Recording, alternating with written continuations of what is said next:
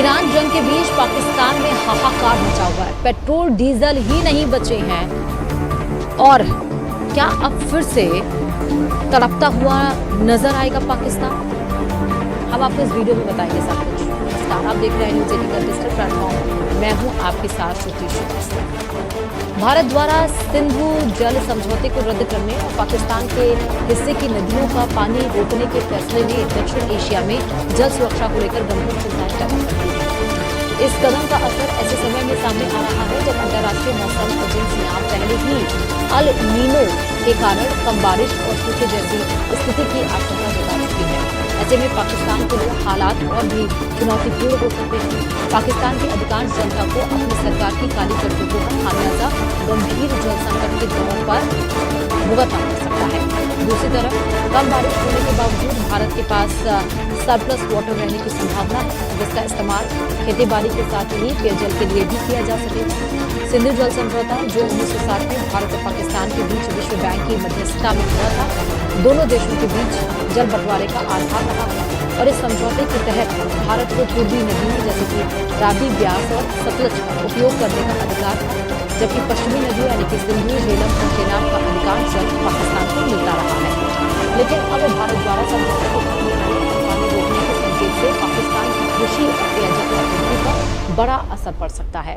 पहलगाम में बर्बर आतंकी हमले के बाद से भारत ने सिंधु जल समझौते को ठंडे बस्ते में डालने का ऐलान किया था। पाकिस्तान में त्राहिमाम मसला तय एक्सपर्ट्स का ये मानना है कि पाकिस्तान की लगभग 80% खेती सिंधु नदी प्रणाली यानी इंडस रिवर सिस्टम पर निर्भर है।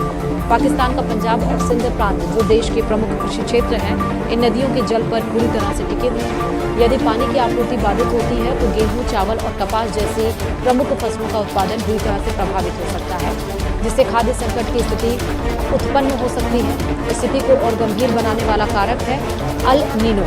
अंतर्राष्ट्रीय मौसम विभाग ने चेतावनी दी है कि इस साल अल नीनो प्रभाव के चलते दक्षिण एशिया में सामान्य से कम बारिश हो सकती है और इसका मतलब है कि न केवल नदियों में पानी का प्रवाह घटेगा बल्कि भूजल स्तर भी तेजी से नीचे आ सकता है।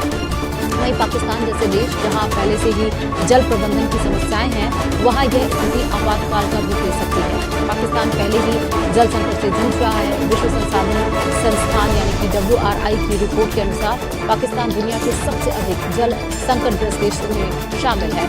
प्रति व्यक्ति जल उपलब्धता लगातार घट रही है और कई शहरों में पेयजल की कमी आम बात हो गई है। ऐसे में यदि भारत द्वारा पानी रोके जाने की स्थिति लंबे समय तक बनी रहती है तो यह संकट और गहरा सकता है। राजनीतिक स्तर पर भी इस फैसले के दूरगामी प्रभाव हो सकते हैं।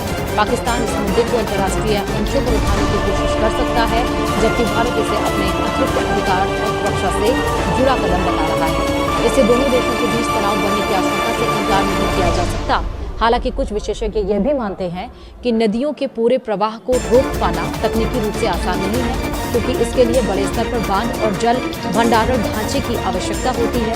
फिर भी पानी के प्रवाह को नियंत्रित करने या समय समय पर रोकने जैसे कदम भी पाकिस्तान के लिए गंभीर चुनौती पैदा कर सकते हैं। वहीं सिंधु जल समझौते का रद्द होना और अल नीनो का प्रभाव, ये दोनों मिलकर पाकिस्तान के लिए जल संकट की स्थिति को और ज्यादा गंभीर बना सकते हैं। आने वाले महीनों में यह देखना महत्वपूर्ण होगा कि दोनों देश इस संवेदनशील मुद्दे को कैसे संभालते हैं और क्या कोई कूटनीतिक समाधान निकल पाता है या फिर नहीं। वीडियो में इतना ही। नमस्कार।